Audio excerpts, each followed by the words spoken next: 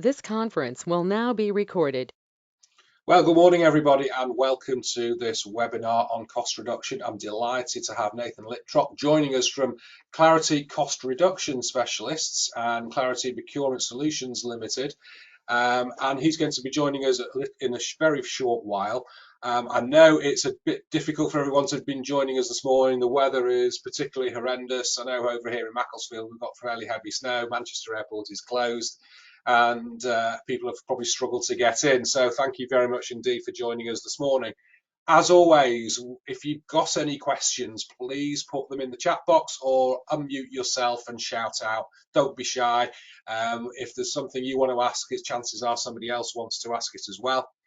Don't forget you can catch up on all our previous webinars on our YouTube channel. If you go to YouTube, search for Harts Limited, you'll be able to catch up on anything that you've missed. As always, we have to read out our disclaimer. The following presentation is produced for general guidance only, and professional advice should always be sought before any transaction is undertaken. Individual circumstances can vary, and therefore no responsibility can be accepted by Harts Limited or any of their affiliates for any action taken or any decision made to refrain from action by attendees of this presentation. We also have plenty of other online resources as well. So follow us on LinkedIn at Harts Limited. You can follow us on YouTube, also at Harts Limited. Follow us on Twitter at Harts Accountants. And we are on Spotify. Please follow us on Spotify as well. So if you are missing anything, then please feel free to go into any of those resources. On Spotify, we've got some fabulous podcasts on there with some very interesting people. If you fancy listening to something either in a break or on the way home in the car or whatever, just go to Spotify and search for Harts, and I'm sure you'll find something there which will keep you occupied. The next webinar is on the 16th of February, and something very topical: electric cars and company cars, and what the benefits of the electric cars and how you can benefit and the tax benefits arising from that. It's going to be well worth a watch. Very topical, as electric cars are making up a significant amount of new car sales at the moment, and there are significant tax advantages in putting it through your limited company. Just some matters to be aware of. Corporation tax increases from April. We have dividend tax increases at the moment, capital gains tax increases as a result of the reduction in the capital gains tax exempt amount. The big one which is coming in is basis period reform, and that's coming in from 1st of April, and it applies to sole traders and partnerships, where they're effectively changing the basis on which you are being taxed. So if you want a personal illustration on that, please feel free to get in touch. Making tax digital. Well, we spent a lot of time getting all of this ready, advising clients, sorting everything out, only to be foiled at the last minute by HMRC, who have decided to defer it for another 2 years. So it's not actually happening now for sole traders and landlords until April 2026. And not only that, the limit at which you were going to be suffering making tax digital, if you can call it that, was combined income of £10,000. That limit has now been increased to £50,000. So effectively, making tax digital and everything you've seen on the TV and all the articles you've read in the paper is not happening for the time being, so you can ignore it. We shall let you know what changes in probably 2 years' time. Hopefully you'll be still with us at that point. And then capital allowances. Make use of the 130% super deduction, which is out there. And so feel free to do that. You've got until the 31st of March to do that. So you've got another 2.5 months to make sure that you spend some money on capital equipment to get that extra 130% allowance. After that, it is going. So if you need any help on that, just please feel free to get in touch. Now, on this wonderfully snowy morning, not that you can tell from where I'm sat, because of course you can see me on a beach and sipping my cocktails and all the rest of it. I wish the reality was actually that case, but it's somewhat different. I'm going to hand over to Nathan Littrop from Clarity Procurement Solutions, and he's going to talk to us all about how you can save some money. So I have just made him the presenter. Oh, no, I haven't. I've just made him the presenter, and so he's going to start his presentation. So over to you, Nathan. If anyone's got any questions, just shout out, please, or use the chat box. Over to you. Thank you very much, Stephen, for the intro, and also thank you to Harts for the opportunity to deliver today's webinar. And good morning to everyone that's joined us and managed to battle through the snow to attend today's session. So, controlling business costs. Just 1 second, guys. Let me put that up to full screen there. There we go. Okay. Now, unless you've been living here for the last 2 years on the moon, then I think we all understand, both in our home lives and in our business lives, how more expensive generally everything is becoming. We just simply can't ignore that. So today we're going to look at just what's behind this rise in business costs, some sort of key examples and some key drivers behind the rises. How is that impacting on our businesses? What is the impact? What is the damage that it's doing to our businesses on a day-to-day basis? We're going to then look at some practical steps, some simple, basic measures that we can all do to not necessarily drastically cut our business costs, but to at least control the business costs and potentially stem some of those dramatic increases that we've seen over the last couple of years. And then finally, we'll look at where you can get help. Thankfully, Harts have given us permission to give you a little bit of an overview of one of the strands to Clarity Procurement, which is our cost reduction business. So first of all, let's just have a look at the sort of macro position here. We've got UK inflation yesterday issued at 10.5%. So to put that into perspective, in December last year, it was 5.5%. So if you compound the two together, something that was £100 2 years ago is now actually £116.50. So it's a 16.5% increase over 2 years. That's the headline figure. Sitting beneath that are some pretty eye-watering increases that we've all felt, again, either in our home lives or our business lives. So gas, for example, 200% increase since October 2021. Now, the wholesale market at the moment is going in the right direction. We've seen some fairly good reductions come through, but that's going to be offset in April when the government withdraws, at least partially, from the energy relief scheme. So a little bit there of taking with one hand and giving with the other. And certainly for the foreseeable future, I think the high prices are going to be a common feature both for gas and electricity, unfortunately.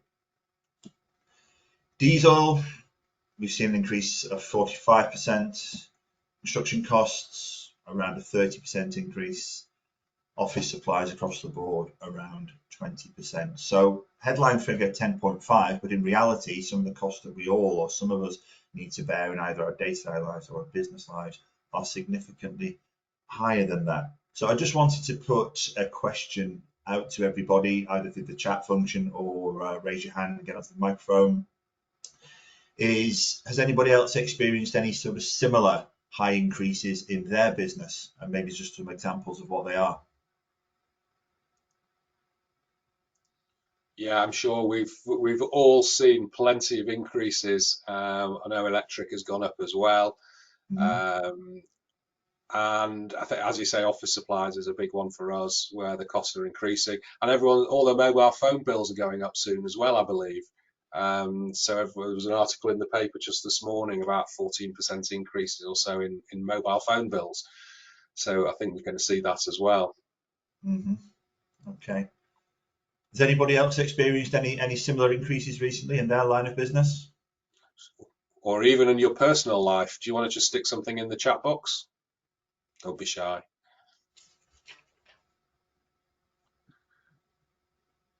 Nothing. Okay. Okay. I think these are all things that we'll probably be experiencing, as I say, in our day-to-day lives, either whether it be at work or at home.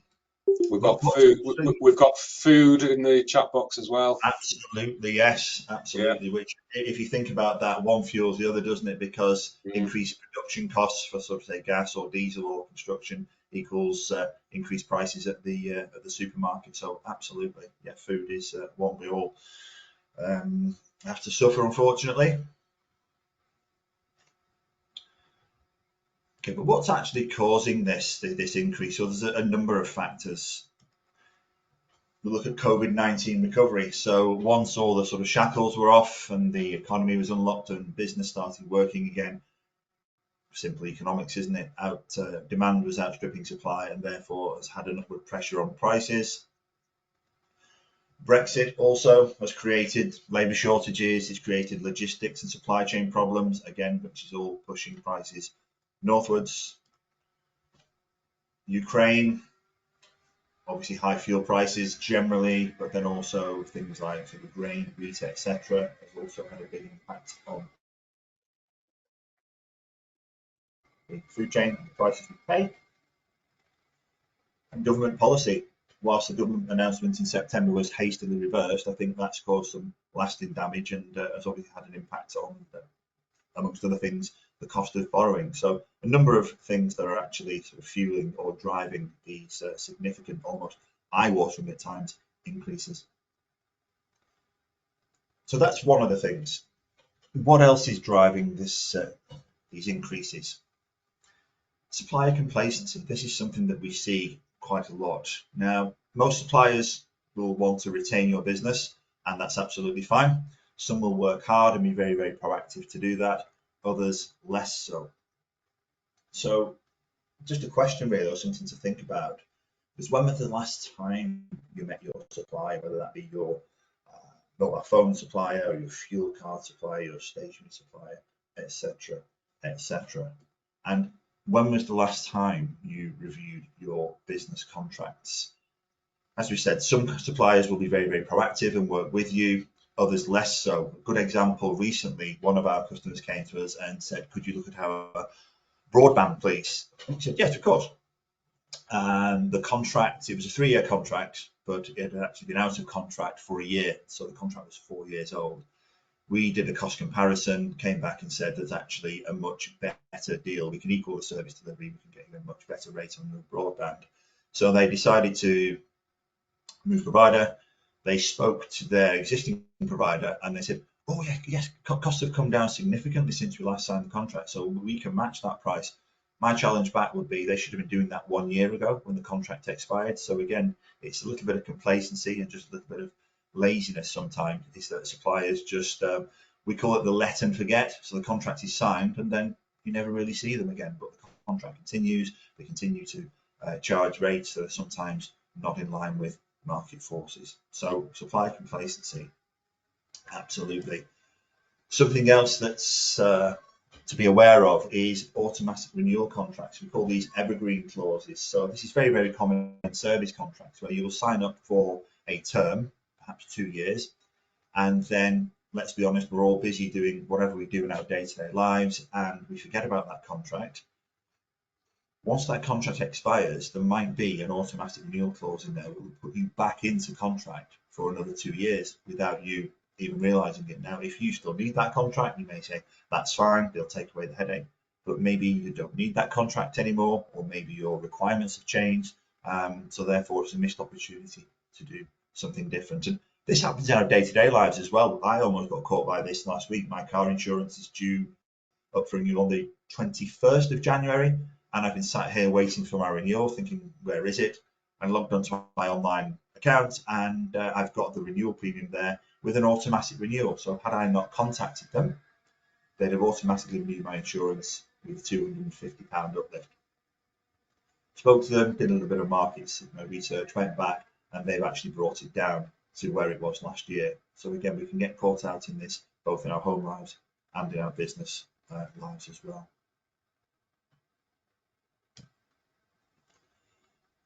What else is driving this? Key thing is we all seem to be too busy. it's finding the time to review our business costs. This is often perceived as it's essential spend. We need mobile phones, we need insurance, we need waste, we need IT, we need computers, etc. But it's not deemed as core, is it? It's that sort of nuisance, indirect overheads, and as such, we struggle to find time to review, and also knowing where to start as well. Where do you start to unpick your various contracts and arrangements? And there's always something more important to do, isn't there? We're all sort of SME, sort of agile businesses, don't have an abundance of staff, etc. So there's always something more important to do. Good example of that, we're working with a transport and distribution company, and we know from the conversations we've had with them, there are significant opportunities to reduce their business costs. The head of finance, who is our go-to person, says it gets almost to the top of my list, and then there's always something else that comes in, a more important fire to put out somewhere else in the business, and therefore it drops back down again.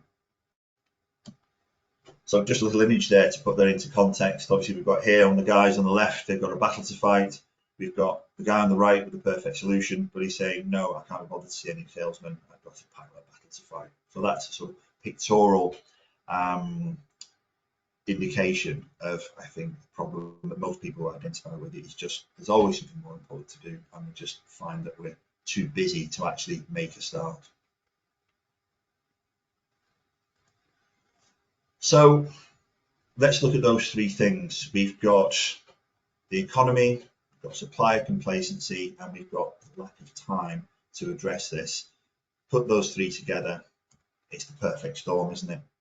It's missed opportunities to not only reduce costs, but to also improve efficiency as well.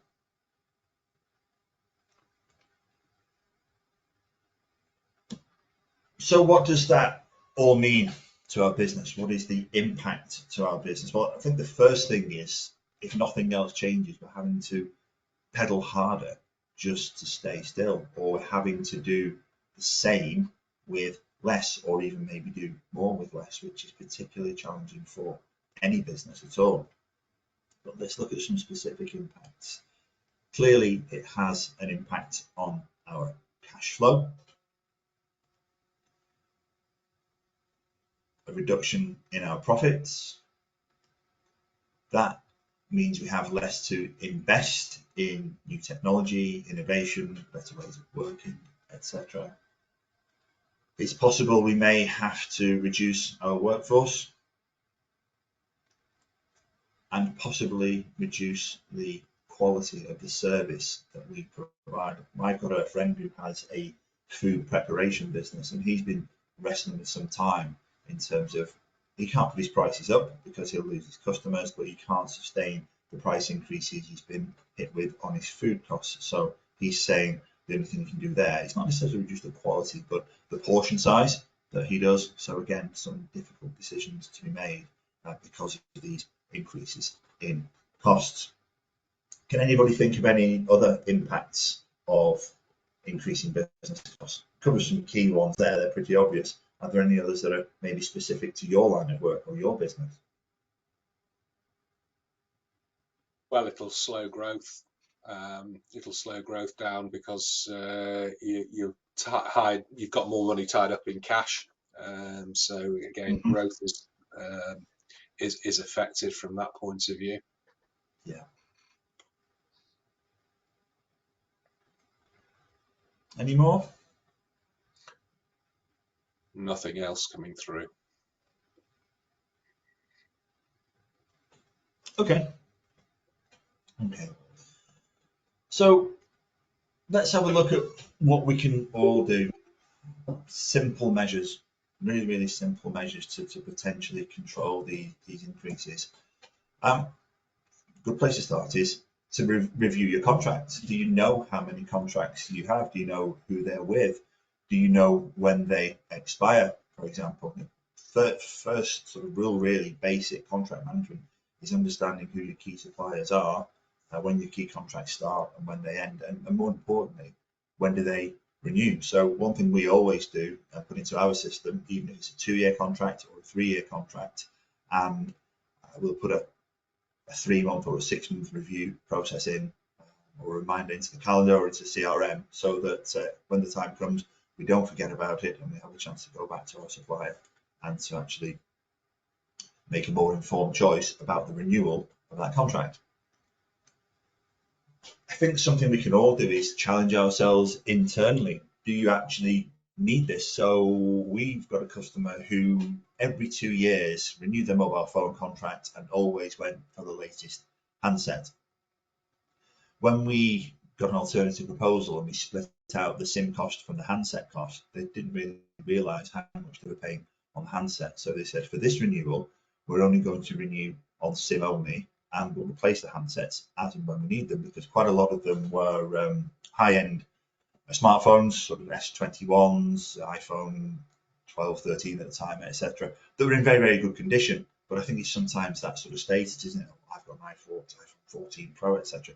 Do you really need this? Or another challenge we had with another customer on mobiles is they had about 200 connections. They were just about to renew with their incumbent. Again, their incumbent was perhaps a little bit lazy, a bit complacent, and just said, oh, here's the latest deal on the 200 connections. When we analysed that, 24 connections hadn't been used over 2 years. So again, we prevented them from entering into things that were no longer required. Speak to your suppliers. Your suppliers should be speaking to you, but equally speak to your suppliers as well. So the example I mentioned before with the broadband and some complacency there, speak to your suppliers, let them know towards the end of the contract if your requirements have changed or you're looking to do something different. If cost reduction is key to you, then speak to suppliers. I think it's the old saying, isn't it? If you don't ask, you don't get. And then another measure you can take is to consolidate your requirements. So things that fit together quite nicely, like mobiles, landlines, and broadband, for example, could possibly sit with the same provider. You're going to get economies of scale. It's a single account to manage. It's a single invoice to pay every month rather than 3 separate accounts and 3 separate invoices. Or for things like supplies, we've got one customer who uses the same supplier for stationery, office, PPE, workwear, and cleaning materials. So again, we've got consolidation, we've got economies of scale, we've got better account management, but also there's a nice environmental benefit there, because rather than having multiple deliveries, maybe 3, 4, 5, 6 deliveries a week, they have one delivery a week that's consolidated. So again, there's an added benefit, there's a value add, not just around the cost, but also on the environmental benefits as well.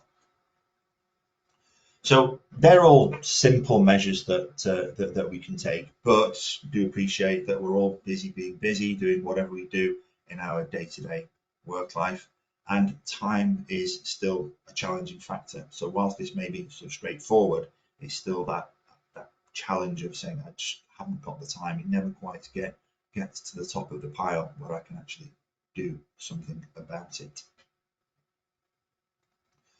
So where can we help?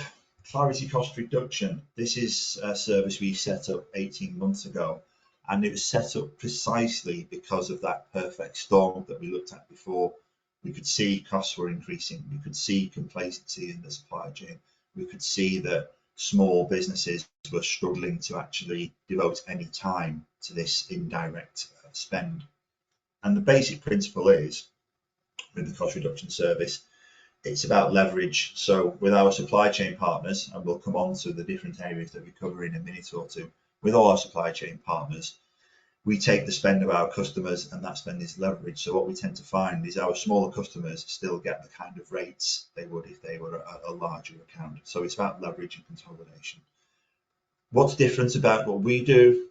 Any saving we identify is 100% yours. We don't take a percentage of the saving, which is a common business model. Some will take 20, 25, perhaps 30% of the first year's savings.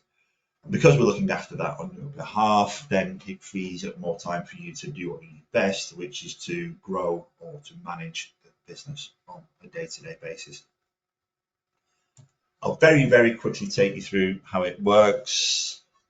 We have a look at your current business cost profile and identify normally a couple of simple addressable areas. The biggest barrier that we face is timing, in that we'll sit down with a potential new customer and say, we've just signed a new utilities contract, we've just signed a new mobile phone contract. So that could delay that process for 2 years. But we'll identify some quick wins early on. All we ask is we provide you with a copy of contracts and invoices for the last 3 months, so we just understand your spend profile. We then take that away, crunch the numbers with our supply chain partners. We come back to you with a recommendation. If you're happy and you want to go ahead and switch, we're part of that setup with the new supplier and the mobilization process. You then start to see the savings. It can be as quick as 4 weeks. I think another value add as well is we just don't disappear there. We stay on and be part of that relationship, and we want to make sure that our supply chain is looking after you and that we're meeting your expectations. So we're actually managing that supply chain. If there are any issues, we're doing that on your behalf. So where do we help? Where can we fit in? We've got all types of utilities, anything office-based, print management, telephony and IT, fleet and fuel, cleaning supplies and PPE, business insurance, and waste management. We've recently added card payment services, business rates review, and we're also doing some work in terms of LED lighting and solar panels, again, to help reduce costs, but also there's a significant carbon benefit there as well. How long does it take? Could be as little as 4 weeks. Sometimes it's more complex, it may take a little longer than that, but we have seen some reductions come in place in as little as 4 weeks. What do you need to do? The only commitment is then to provide us with that, either that contract or preferably the invoices for the last 3 months, and we can go away to crunch the numbers with our partners. People fear change, so they say, well, I've been with my supplier for years, how do I know your supplier is the right one?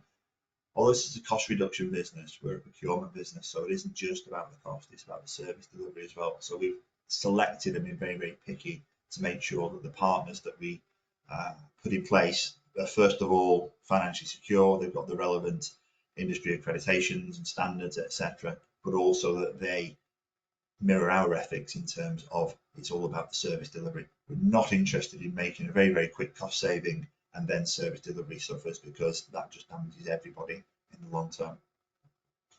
Some of the larger organisations that we deal with say, well, we have an in-house procurement team, so why should we use you? Well, what we tend to find is that the procurement team is best focused on maybe their direct spend. So we're in discussions with the soft drinks manufacturer. They know all about the ingredients and the market for that. That's something that we would ever get involved in. We're just interested in the back office stuff, so we can take that nuisance spend off their hands and free up more time for them to work on their core direct spend. Okay, so you may be thinking, if we give you 100% of the cost savings, what's in it for us?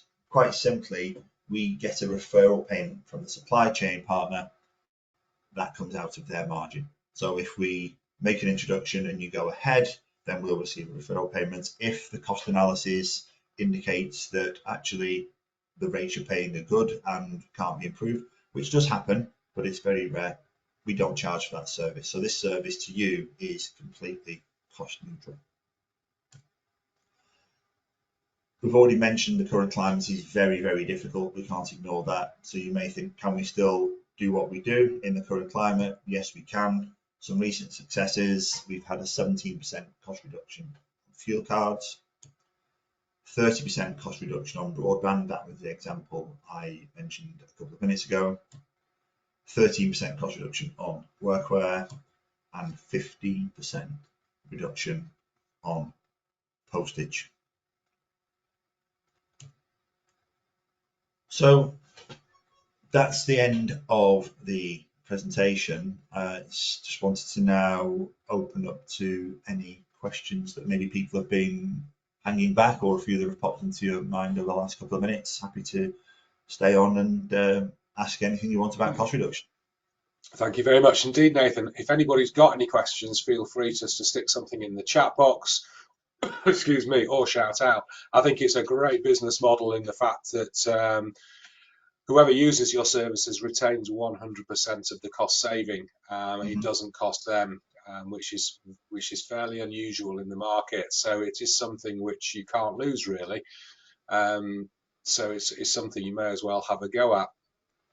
If there is anybody who wants to have a chat, feel free to get in touch. The slides will be made available to you all.